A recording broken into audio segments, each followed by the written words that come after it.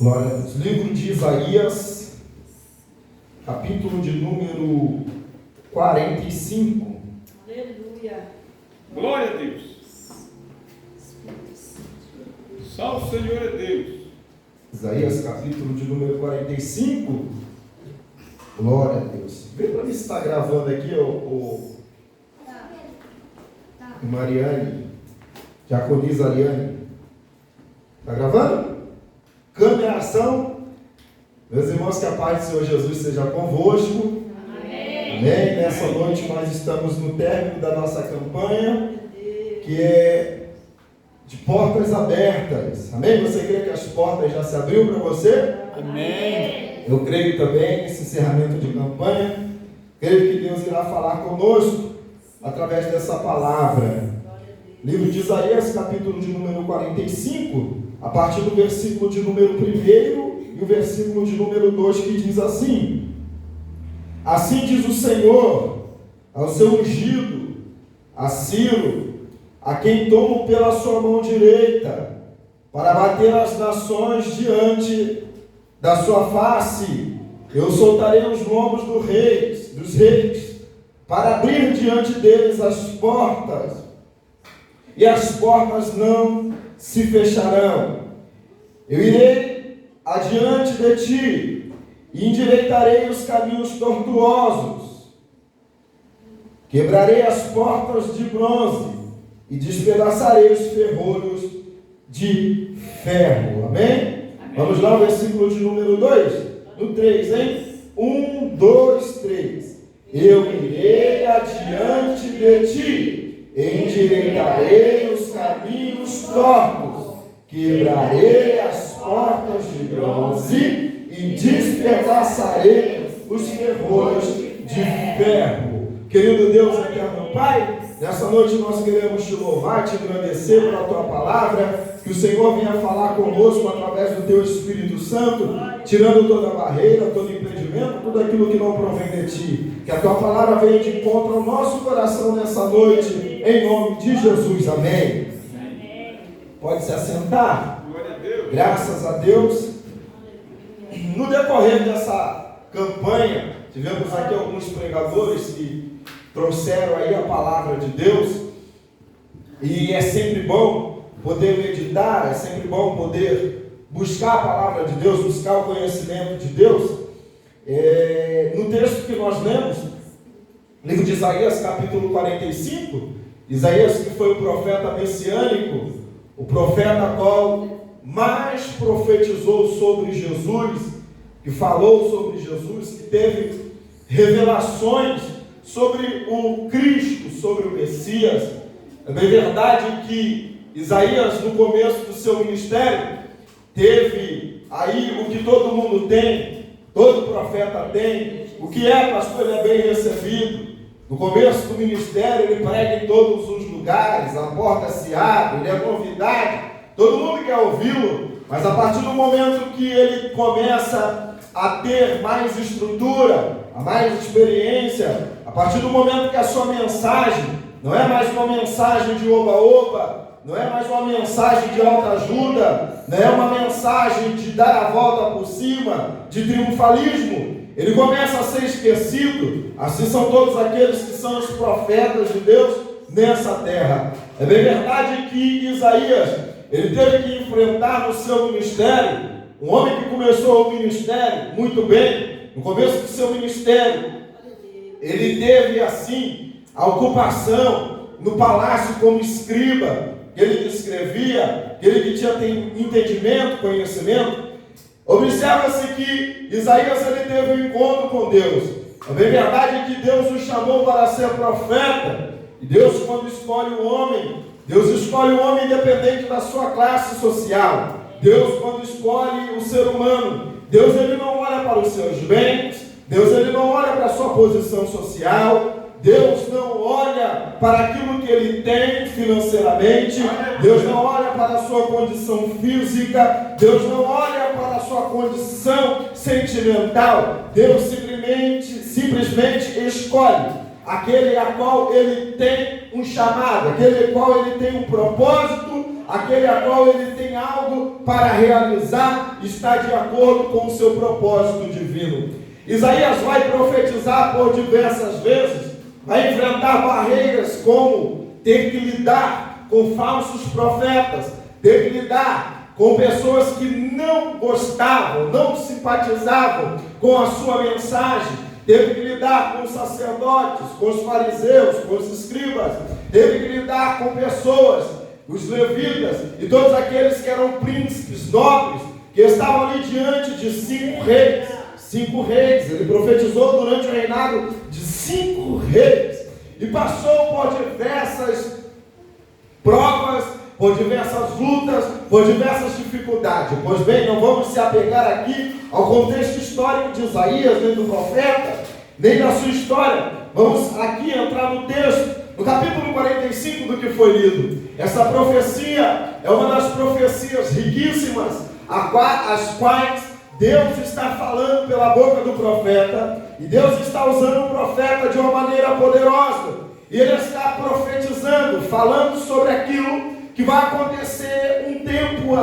200 anos depois da sua profecia. É bom quando o profeta revela nome, e as igrejas hoje estão lotadas, igreja de profecia, de revelação, que vai atrás do profeta, que fala aquilo que você quer, que fala que você vai dar a volta por cima, que fala que Deus te aceita, que Deus vai te abençoar você estando no pecado, você estando no erro, você pode beber, fumar, cheirar, se prostituir, e Deus é contigo. Esse não é o verdadeiro Deus da Bíblia, esse não é o verdadeiro Deus que usa os seus profetas. Por quê? Porque para Deus não existe nem termo, ou é ou não é. É bem verdade que quando o profeta profetiza aquilo que o povo quer ouvir, o povo se sensibiliza, o povo gosta de ouvir aquilo que agrada a sua emoção, aquilo que agrada a sua visão daquilo que ele tem como verdade. Mas quando a profecia, quando a palavra, ela vem e confronta o coração do ser humano, é nesse momento que ele prova o que ele é, se ele é verdadeiro crente, se ele é verdadeiro cristão, se ele está firme na rocha, se ele serve a Deus por aquilo que Deus pode lhe dar ou por aquilo que Deus é na sua vida. É bem verdade que o profeta Isaías está profetizando, e a primeira coisa que ele está dizendo, a gente estamos vendo aqui no texto, assim diz o Senhor. Todas as vezes que um profeta ele fala em nome do Senhor, assim diz o Senhor, ele usa a autoridade do Espírito Santo, ele usa a autoridade que é dada por Deus, ele usa a autoridade de profeta, e essa autoridade que ele está usando pela primeira vez na Bíblia, ele está falando algo, a única passagem bíblica que ele está falando de um rei gentio. Presta atenção, assim diz o Senhor a seu ungido Ciro. Ele está falando de um rei gentio que foi considerado como ungido. Porque preste bem, eu quero que você preste atenção. Israel vai passar por um processo. Ele está profetizando sobre Judá, ele está profetizando sobre o povo de Israel. Israel vai entrar num processo, que é o processo que eles vão ser exilados, vão ser levados presos, cativos, e vão passar por 70 anos sobre o cativeiro de Babilônia. Deus vai permitir isso acontecer na vida do povo de Deus. Por quê? Porque o povo não tinha estrutura espiritual, o povo não tinha persistência, o povo era um povo inconstante, o povo era um povo que uma hora adorava a Deus, outra hora adorava Baal, uma hora glorificava a Deus, outra hora estava no mundo cantando músicas mundanas, uma hora estava buscando a Deus, outra hora estava se prostrando diante dos ídolos, uma hora ele estava num culto pentecostal, numa campanha, e outra hora ele estava num centro, e outra hora ele estava apresentando oferendas a entidades. E é bem verdade que Deus vai permitir o povo perder o que, pastor? Perder a sua presença, perder a sua proteção, perder a sua terra, a sua parentela, perder muitas coisas, porque o ser humano só sabe dar valor, infelizmente, é a verdade do século. O ser humano só sabe dar valor quando ele perde. Assim é na nossa vida. Muitas das vezes, quando nós perdemos, nós passamos a dar valor, passamos a valorizar. E é bem verdade que Israel, ele vai ser preso, cativo, humilhado. Não vou entrar no contexto histórico, mas depois disso, a palavra está sendo lançada, porque primeiro veio o reino dos caldeus, dos babilônicos, primeiro veio o reino de Nabucodonosor, e depois Deus vai levantar sobre a sua profecia. Deus está levantando um homem, está chamando Ciro. Quem é Ciro, pastor Tiago? Ciro é o rei persa, aquele que veio os medos e os persas, que governaram depois de Babilônia, depois dos caldeus, conhecido aí como a cabeça, conhecido aí como os homens que Deus ele usou. E Deus está usando um homem que é gentio, um homem que é pagão, porque Deus está o chamando, preste atenção, assim diz o Senhor ao seu ungido Ciro. Deus está usando a linguagem metafórica e chamá-lo de ungido, por quê? Porque Deus está fazendo isso para provar para a humanidade que independentemente dos planos, independentemente do reino, independentemente do governo, independentemente da política, independentemente de quem está no comando ou quem está sobre a situação, independentemente do presidente, do governador, do prefeito, quem está no controle do universo é Deus. E antes mesmo de Ciro nascer, antes mesmo dele se formar no ventre da sua mãe, Deus já o conhecia e já o tinha chamado pelo seu nome. E o que você quer dizer com isso, pastor? Eu quero dizer que antes mesmo de nós conhecermos, antes mesmo de nós estarmos aqui, o Senhor já tinha preparado um plano, um projeto para a nossa vida, um plano, um projeto para a nossa família. Deus já tinha preparado e já tinha escrito no seu livro lá na eternidade aquilo que ele ia fazer, a sua obra que ele ia realizar sobre a nossa casa, sobre a nossa vida. Nós estamos aqui debaixo de um propósito. Nós não estamos aqui meramente para passar um tempo, por mais que pareça que nada está acontecendo, por mais que pareça que nada vai acontecer, mas o Senhor determinou algo sobrenatural sobre a nossa vida, e um dia nós iremos fazer menção daquilo que Ele escreveu sobre nós. Que te tomam pela sua mão direita. Oh, glória. Grande Deus. Aleluia. Para bater as nações. Presta atenção que Graças a Deus. ele está usando a linguagem abater as nações diante da sua face. Soltarei os lombos dos reis. Se fala da cinta, do cinto, que era sinal de opressão, de firmeza, de rigidez. Ele está dizendo: soltarei os lombos dos reis para abrir diante dele portas, oh glória, e as portas não se fecharão. Por quê, irmão? Porque a porta que Deus abre, ninguém pode fechar.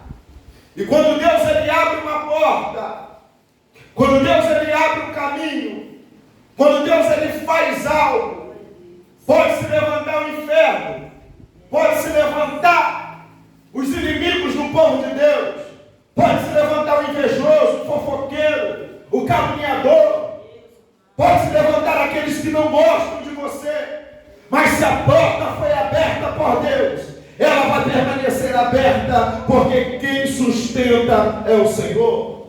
Glória a Deus. Versículo de número 2, vamos entrar no texto. A primeira coisa que Deus está falando, mediante essa palavra, e podemos aplicar sobre a nossa vida nessa noite, é que, olha aí o texto: eu irei adiante de ti. Eu irei adiante de ti. Se Deus está dizendo que vai adiante, Glória a Deus. é porque Deus está indo atrás, não é, igreja? Glória a Deus. É? Glória a Deus. É porque Deus está indo na Frente. ô glória. Pegadinha, para ver se você está ligado. Glória a Deus.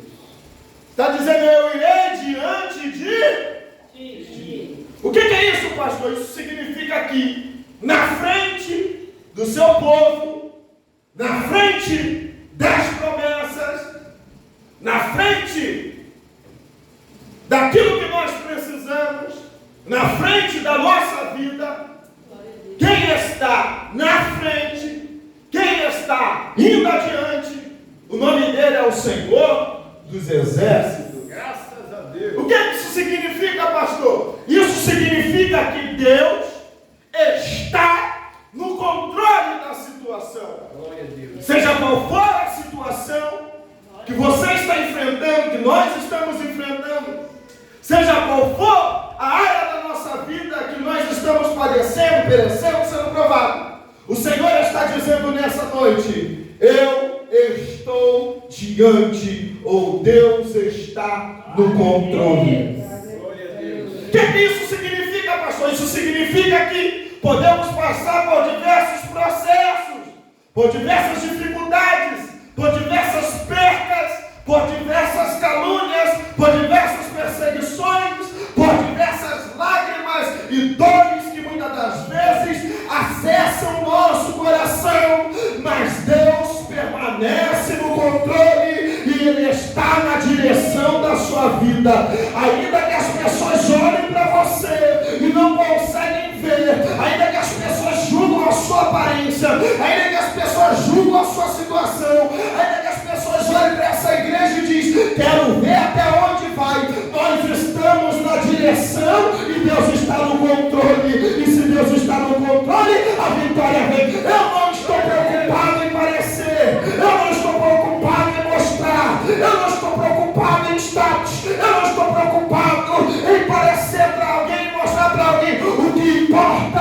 é que Deus permanece no controle. E se Deus está no controle, Ele está na direção. E se Deus está na direção, pode se levantar o vento, pode se levantar o terremoto, pode se levantar o fogo, pode se levantar o inimigo, pode se levantar o fofoqueiro, o macumbeiro, o feiticeiro, o caluniador, pode se levantar a doença, a morte, a peste, pode se levantar a perda, pode se levantar a espada, a tragédia, mas quem está na minha frente, ele não dorme, ele não dorme. Quem está na minha frente, ele não perde batalha. Quem está na minha frente, ele é todo poderoso, ele é Jeová, ele é Jeová Jireh, ele é o Shaddai, que está na frente no comando da minha vida, da minha casa, da minha família, dos meus negócios, da minha vida financeira, da minha saúde. Deus está no controle. Talvez você venha aqui nessa noite e disse: pastor, está doendo, pastor, eu estou chorando, pastor, eu não estou aguentando,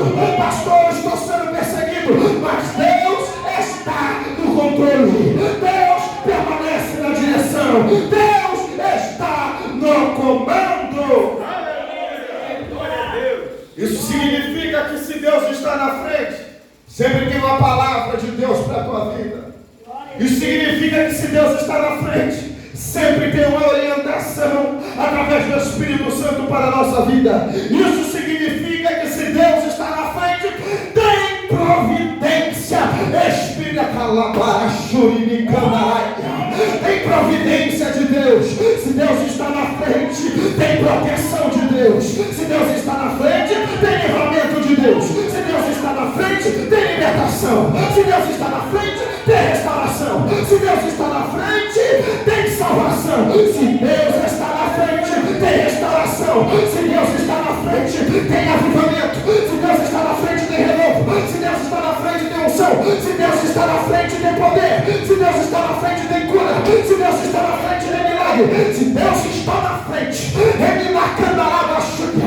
Todos os demônios, todos os inimigos estão caindo por terra nessa noite, porque Ele está na frente. Glória a Deus. Aleluia!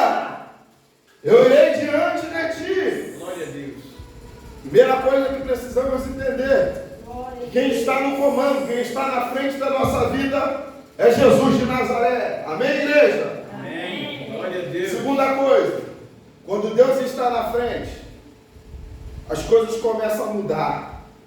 Porque olha o que ele diz: eu irei adiante de ti e endireitarei os caminhos, os caminhos tortos.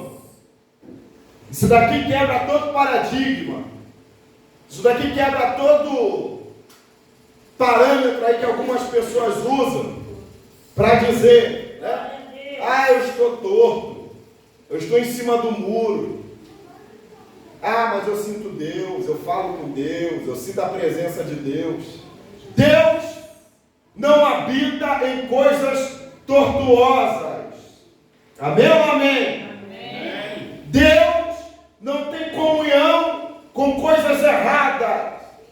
Deus não tem pacto com quem não tem pacto com Ele. Deus não tem aliança com quem não tem aliança com Ele. Se Deus está na frente, Ele vai endireitar os caminhos tortos. O que você quer dizer, pastor? Eu quero dizer que para Deus não tem em cima do muro. Em cima do muro já está no caminho do mal. Pode ter o coração bom. Igual a gente que prega, né? Por várias vezes. Por várias vezes fui em favela, em Boca de Fumo. E a última vez que eu estava no Rio, eu estava pregando para um rapaz e ele estava com a Bíblia aberta dentro do carro no Salmo 91. Lembra do Salmo 91? Mensagem do Salmo 91? Que o povo acredita que a Bíblia aberta vai trazer proteção, mas a realidade é a palavra que tem que estar dentro do coração, é só assim que a proteção de Deus vem. E eu falei isso para o rapaz, eu falei, rapaz, não adianta você estar com a Bíblia aberta dentro do carro. Por quê? Porque se a palavra não estiver no meu coração, ela não vai fazer efeito nenhum.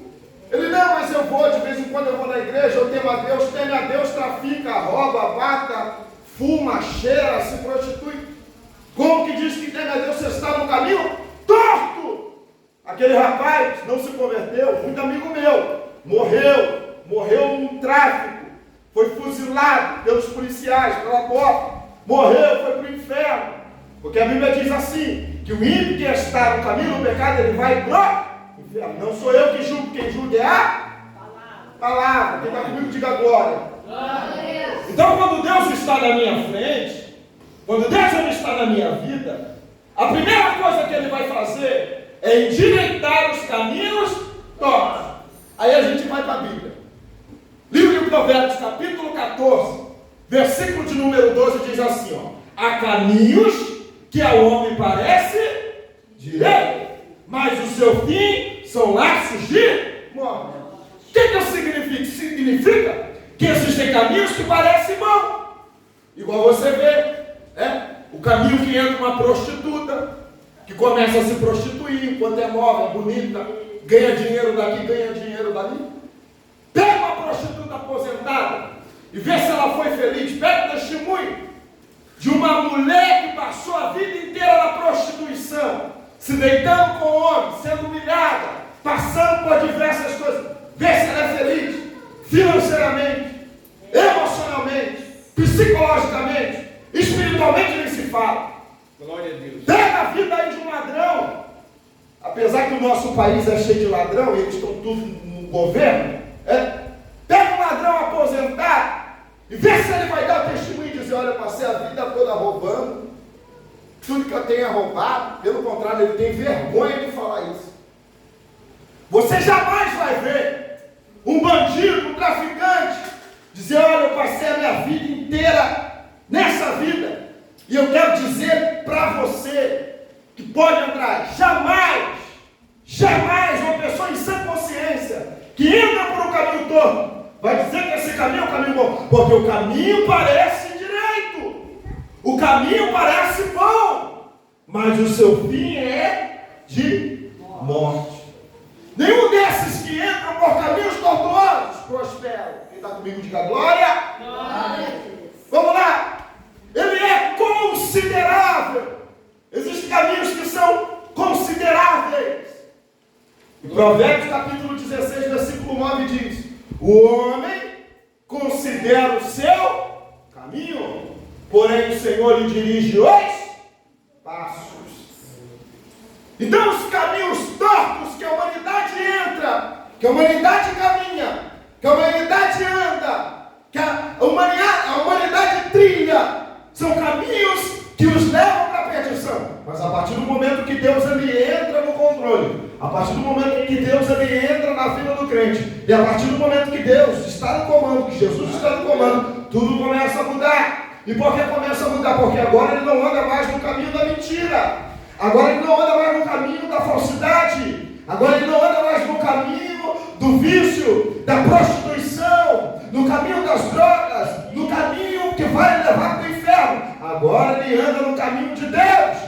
caminho de Deus é sempre um mistério. O caminho de Deus é sempre uma revelação. Isaías 55, versículo de número 8 diz que os nossos caminhos não são como os seus caminhos e os nossos pensamentos não são como os vossos pensamentos, porque os caminhos de Deus são mais altos do que o nosso.